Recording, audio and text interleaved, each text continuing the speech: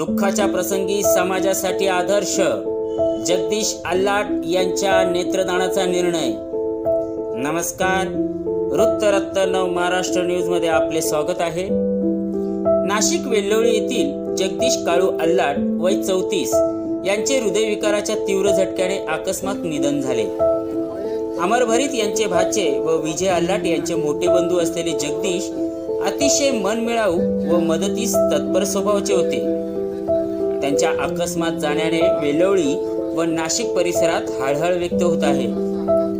जगदीश यांच्या निधनानंतर आल्हाट कुटुंबाने समाजाप्रती संवेदनशील भूमिका घेत दिवंगताचे अवयव दान करण्याचा निर्णय घेतला। वेळेअभावी इतर अवयव दान करता आले नाही, मात्र नेत्रदान करण्यात यश आले आहे। नेत्रपिढीच्या डॉक्टरांच्या माहितीनुसार या नेत्रदानातून किमान एका तर जास्तीत जास्त 4 व्यक्तींना दृष्टी मिळणार आहे। जगदीशचे डोळे आता इतरांना जग दाखवतील। आमचा जगदीश कुठेतरी जिवंत राहील, हीच आमच्यासाठी समाधानाची बाब आहे, अशा शब्दात अमरभरीत यांनी कुटुंबाच्या भावना व्यक्त केल्या।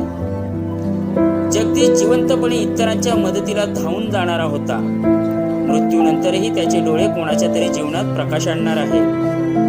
अशा दुःखद प्रसंगीही आल्हाट कुटुंबाने घेतलेला नेत्रदानाचा निर्णय समाजासाठी प्रेरणादायी आदर्श ठरला आहे। पाहत राहा वृत्तरत्न नव महाराष्ट्र।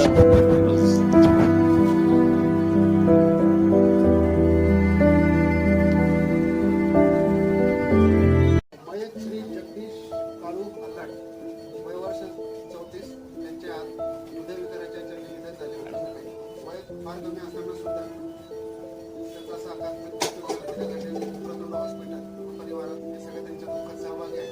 पण या दुःखाच्या वेळेस त्यांनी सर्वस्तरीय ठेवून बाकीच्या सगळं समाजाच्या दृष्टिकोनातून अवयवदानाचा विचार करून पेशंटच्या दोन्ही डोळ्यांना अवयवदान केलेलं आहे। त्याच्यासाठी मी वक्रकुंड हॉस्पिटल त्यांचं सशक्त व सुशीला हॉस्पिटलतर्फे मी त्यांचं अभिमानास्पद कौतुकास्पद जो एकदम महत्त्वाचा निर्णय जो घेतला याबद्दल मी पण त्यांचे आभार व्यक्त करतो।